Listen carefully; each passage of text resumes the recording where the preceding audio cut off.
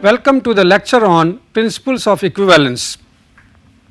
So, in engineering economic analysis, we need to find the equivalent amount at different times.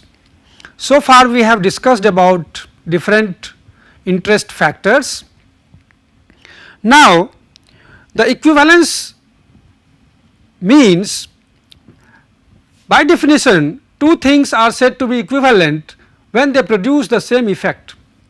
Means, if we try to compare two things which are different, we cannot say that they are equivalent unless we compare them on a certain basis. Suppose we try to find the equivalence between 500 rupees and 10 kgs of sugar. So, unless we know the price of 1 kg of sugar, we cannot find the equivalence between the two. So, we have first of all to have a basis, then only we can have the equivalence. For comparing two different situations, the parameters to be evaluated must be placed on equivalent basis. So, basically the end effects has to be considered if suppose there are two different things and they have to be judged. In that case, the effect they produce, they are to be seen with a common eye. So, in engineering economic analysis, basically what we deal with is, we used to see the cash flows at different times. Now, we have basically to say whether two cash flows are equivalent, or even in a single cash flow, what will be the equivalent amount at a later time, because anyway we have discussed about the time value of money. So, basically value of money which is there now is going to change at a later time. So, basically there are three things which are dictating it. One is amount of sums. So, basically in any cash flow diagram, what you see is amount of monetary transactions, then the times of occurrence of these sums. They may occur at the same time or they may occur at different times, and then the interest rate. So, all these three is to be taken into account. Now, let us see one example where you are given an option of getting a reward from your organization. The organization gives you two options. One is that you get rupees 50,000 now. Another option which the organization gives you is that you get rupees 8,000 per year for the next 10 years. So, every year the payment will be made at the end of the year. So, basically in this case, if you look at, you are basically getting 80,000, but for the next 10 years. Now, how to evaluate which of the option is better economically? You will have to see that what is the equivalent amount at a particular time. In this case, what we see is, as we have seen in the earlier case, you have three things: amount of sums, times of occurrence of sums, and interest rate. So, if two of the things are equal, the third thing will anyway be equal for any cash flow diagram. If there are two cash flow diagrams and if the two of the three is same, the third has to be the same or the fixed one for the two cash flow to be equivalent. If not, if the interest rate is fixed and if the times of occurrence of the sums are different, then certainly the amount of sums will also be different at different times. So, that is how equivalence can be maintained. Now, let us see, we have to judge which of the option is better. So, in the option 1,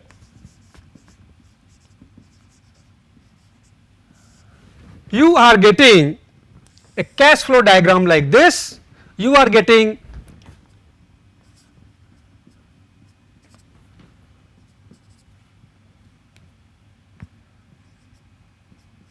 ₹50,000 now.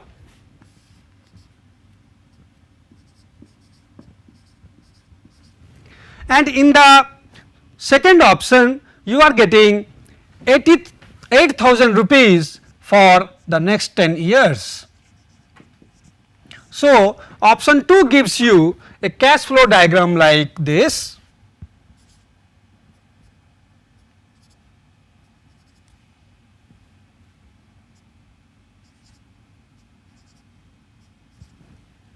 And every year end you are getting 8,000 rupees.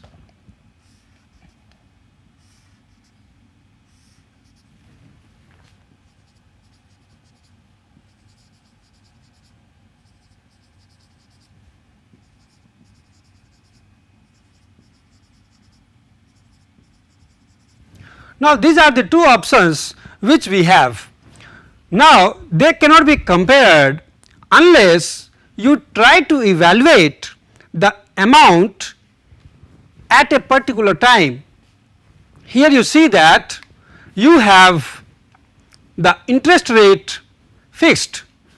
The condition is that you are paying 12% interest compounded annually on a bank loan. So, basically this gives you a consideration of taking the interest rate. So, interest rate is taken as 12% compounded annually.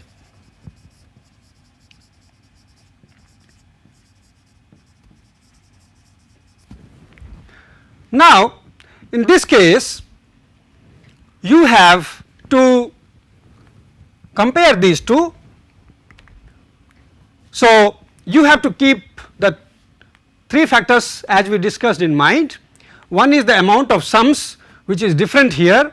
You are being paid 50,000 in the option 1 and you are being paid 10 times 8,000, but at different times. So, certainly the time of occurrence of sum is also different, and the interest rate is taken as the fixed one, that is 12%. So, if time of occurrence is taken at a fixed point, amount should be same for the cash flow for the two options to be equivalent. That we have so far come across, that if you are taking a particular time, because time of occurrence is different here. Once we fix this time of occurrence, if we find the equivalent value at a particular time, in that case automatically the amount of sum must be fixed for the two cash flow to be equivalent. Now, this time can be either the present time or a future time. You can have the equivalent value at this point, or you can have the equivalent value at this point, and then you can compare. Now, it is better to compare using the present worth calculation. So, anyway, in this case what we see is that the present worth is rupees 50,000. Now, if you calculate the present worth value of the option 2, in that case we have already come across the different interest series factors. So, basically present worth can be found out by multiplying the annual amount with a factor P by A, and I is 12%. So, 12 and N is 10. This basically gives you the equivalent present worth of this cash flow series at this particular point. Now, so far we have used the different types of interest factor relationships to find these factor values, but we can now onwards use the interest tables to calculate these interest factor values. Now, these interest table are supplied at the back of the textbooks. Also, you can calculate on your own in the Excel. How to use it? Let us see, this is the interest factor values for different discrete compounding, that is I equal to 12%. So, in this case you have n varying from 1 to 18, and these are the different factor values. So, in this case you have to get P by A 1210. So, if you see here P by A 1210, this is the P by A and this is anyway 12%. So, corresponding to 10 you come here and this is 5.6502. So, A is given as 8000 multiplied by 5.65. So, this way if you have to take any value for any number of years or for any other factors, you have to just see that which is the row and column and which is the point which is intersecting, and that particular value will be directly taken from the table.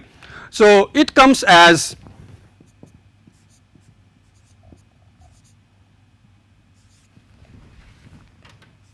45,200 rupees.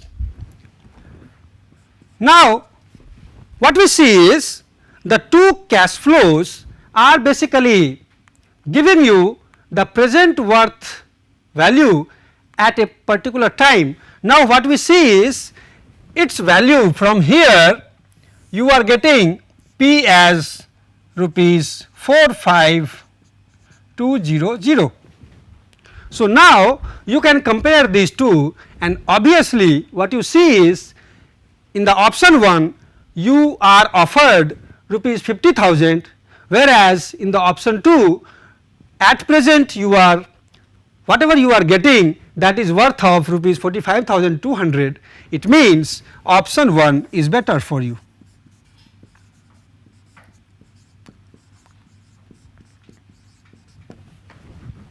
So, in this way we can come to a decision which option will be better. We can also find the equivalent value at any future time. So, suppose you want to calculate the future worth of this. So, this factor, if you go for future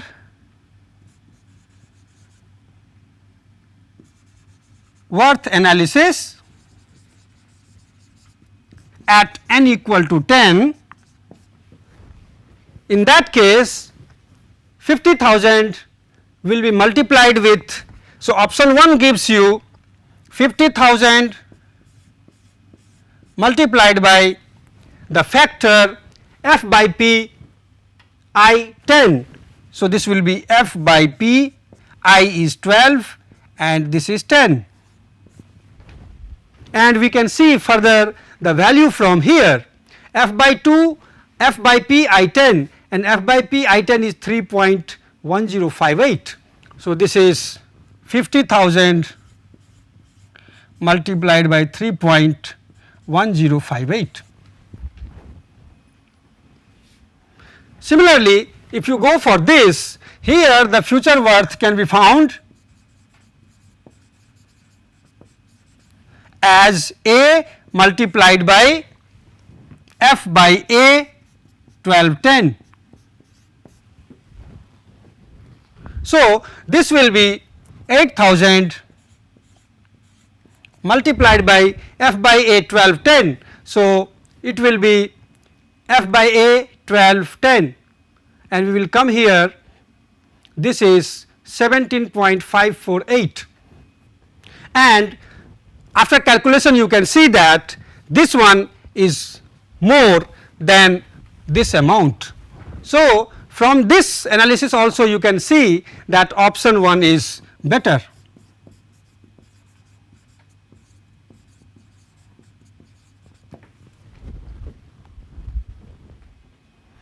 So, what we see that you will have to find the equivalent value at a particular time and then only you can compare them. Equivalence calculation using interest formula. Now, many a times you have to use the interest formula. In the interest formula normally we come across the terms like P, A, F, I and N.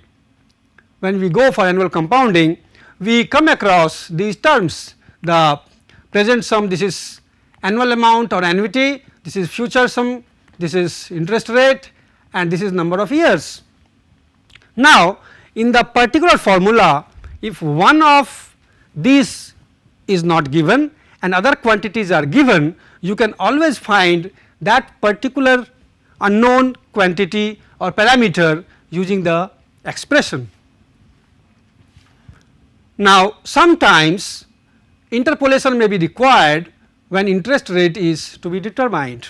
So, sometimes when the interest rate is to be determined, we will see in the example, we have to basically use the linear interpolation formula.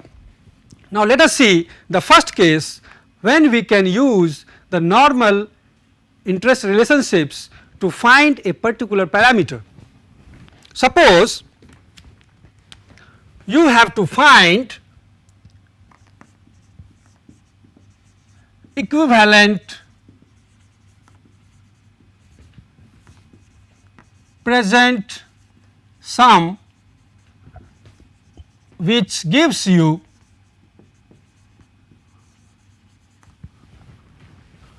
rupees 10,000 at the end of 3 years at interest rate of 12% compounded annually. So, in this case, as we know, you have to find the p value, whereas, so to find p when f, I and n is known,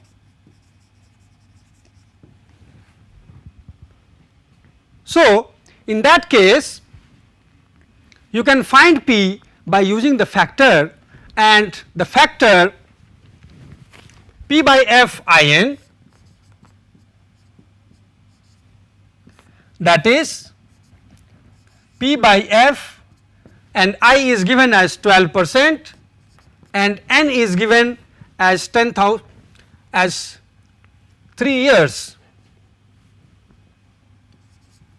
So, p by f 12 3 we can further refer to the table p by f 12 3, and p by f 12 3 comes out to be 0.7117. So, it is 0.7117. This factor is to be multiplied with f. So, 10,000 f into p by f 12 3, that is 10,000 multiplied by 0.7117, that is 7117 rupees.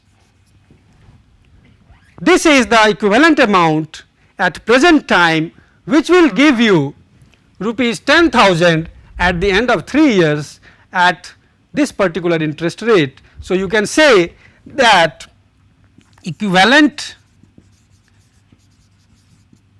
present amount is rupees 7117.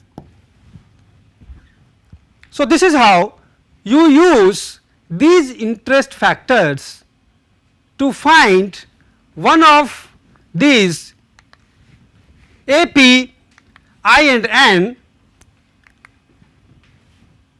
and F from the data given to you.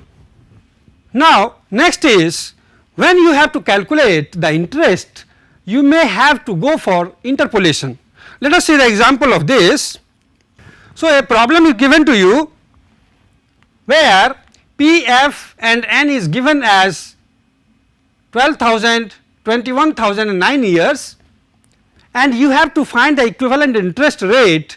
Basically, this will be the interest rate which will convert this 12,000 rupees into 21,000 rupees after 9 years. So, basically in these cases the unknown is interest rate. So, in this case what we see is we have F as 21,000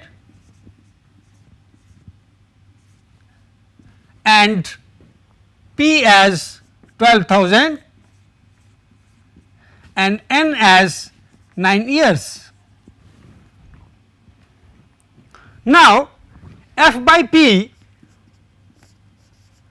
I 9, it comes out to be basically 21,000 by 12,000, because this amount when it will be multiplied with this factor, basically when P will be multiplied with this factor, it should give you the F. That is why F by P, or you can write this will be coming from this expression P into F by P I 9 should be equal to F. So, from this expression basically you can get F by P I 9, that is 21,000 by 12,000. This comes out to be 1.75. Now, although this expression is quite simple, it is nothing but 1 plus I raised to the power minus 9. So, you can directly calculate I. However, in many cases the relationship may be complex. So, let us see how you can solve it using interpolation. So, for interpolation you have to see the table in which corresponding to 9 years you have to find a value, one value which is less than this and another value which is more than this. So, for that we will refer to the table. Now, if we see the 6% interest table as corresponding to the 9 years, we get F by P I N as 1.6894. So, referring to the interest table,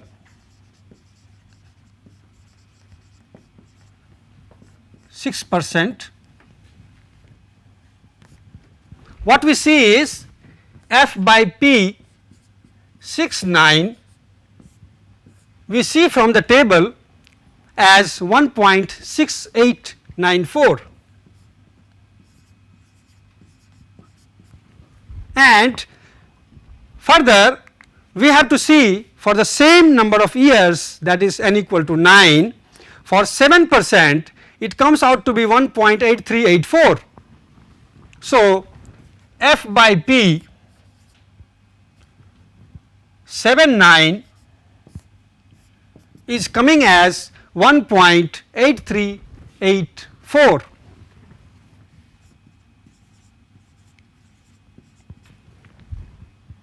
So, it means the real interest rate lies between 6 and 7%.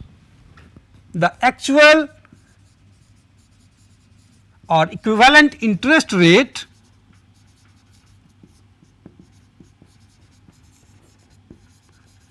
lies between 6 and 7% and can be found using linear proportion method.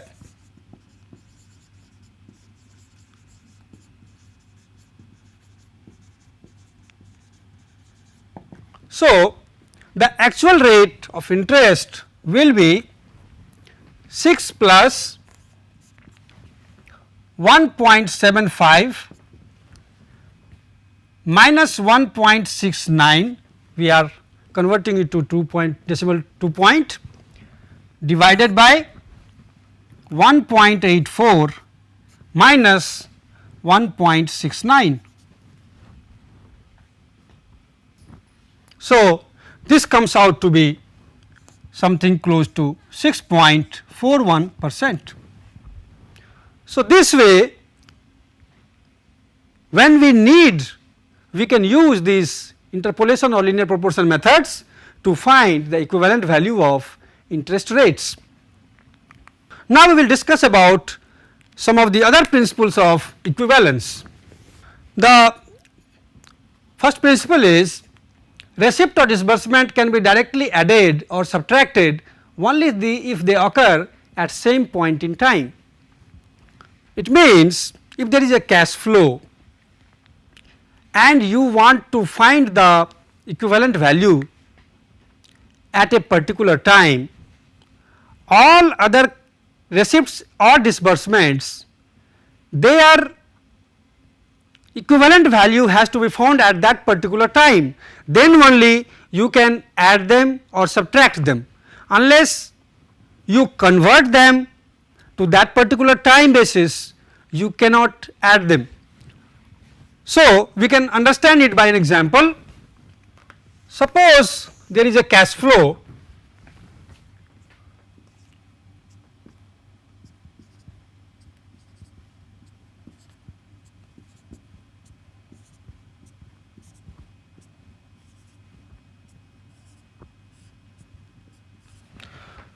Now, in this case, if you are having a deposit of suppose 1000 rupees here, you are having a deposit of rupees 200 here, you are having deposit of 100 for consecutive 3 years here, you are having a deposit of 750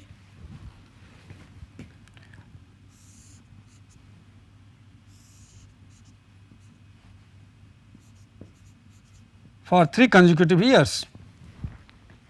Now, in such problems, if you have to find the equivalent value at the present time, you cannot add these quantities directly, you will have to convert its equivalent value at this particular time, and we have so far understood how can we get the equivalent value of these amounts at a particular time by using the interest factors, and suppose the interest rate is taken as 12%. So, in this case, what will be the equivalent present worth now? So, to find equivalent present sum. Now, this equivalent present sum is at present time. So, see this 1000 will be directly added. So, if it is P, it will be equal to the contribution if of this rupees 1000 will be as it is. So, this will be 1000 plus this 200 is made 2 years hence. So, its equivalent value you have to get at this time. So, this will be multiplied with a factor, that is P by F, I is 12 and N is 2. This is single payment series present worth factor. So, you have paid this future amount and its present value will be multiplied by this amount. Now, we can basically individually get the present worth values of these quantities, each one being multiplied with single payment present worth factors, but that is not an intelligent way to solve it. So, what we see is this is an equal payment series. So, basically we can find its equivalent value either at this time or at this time. If we try to find its equivalent value using the future time concept, this at this time you will get the equivalent f for these 3 amounts. But if we try to get the present worth component using these 3 amounts, we will get its value at here. So, if suppose we use the f by a formula, so 100 will be used f by a 12 3. This will be the equivalent amount at this point 100 f by a 12 3. Now, this point where it has to go here. So, this will be again multiplied with p by f 12 6. So, this amount will be multiplied with p by f 12 6. Now, left is these 3 amounts. Again these 3 amounts can be done in the similar fashion. So, 750 multiplied by f by a 12 3, this will give you the amount here.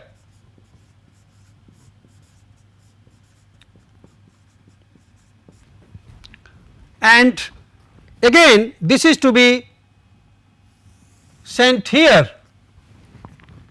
So, this is to be multiplied with p by f 12 10. So, it will be into p by f 12 10.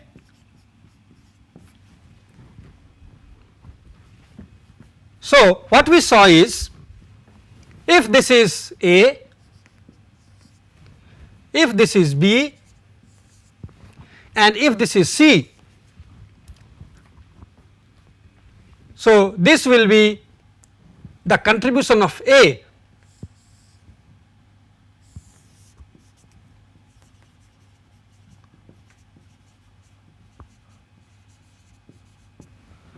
Similarly, this amount when multiplied with p by f 12 6, as we have done here, this amount will be contribution by B.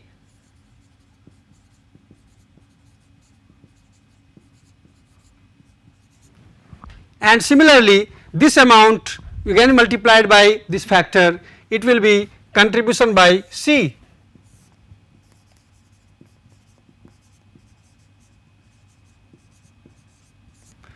In this case, what you see is, you find the equivalent value at the present time, and since 1000 is there already at the present time, you can directly add. So, what we see is that the receipts or disbursements, they are directly added, but for that you have to convert them at a particular time in future, and this time is the present time. And once we do the calculations, you can get the values 1000 plus 200 p by f 12 2. So, we can refer to this, p by f 12 2 is 0.797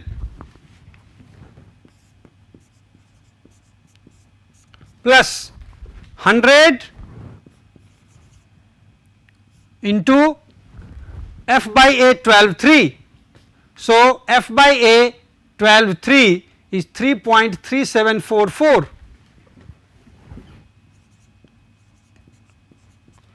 multiplied by p by f 12 6. So, p by f 12 6 again we can get from here 0.506 6. So, 0.507 plus 750 multiplied by f by a 12 3, f by a 12 3 we have got 3.374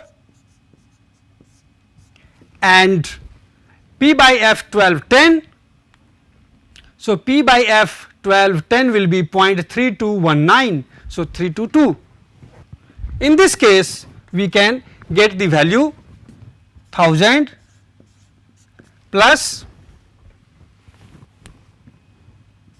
159.4 plus this is 171.06 plus 750 multiplied by 3.374 into 0.322. So, this is 814.82. So, once we add them it comes out to be 2145.28. So, what we see is that an amount of 2145.28 is equivalent to this particular cash flow. At this time we have converted all these cash flows at this time and then we have added them and we got this answer. Next is when cash flows are converted to their equivalences from one period to another, interest rate during each period must be taken into consideration. So, basically this we will discuss next when we will see that how the interest periods in the different rates in different periods have to be taken separately while calculating their equivalent values at a particular time. For then, thanks.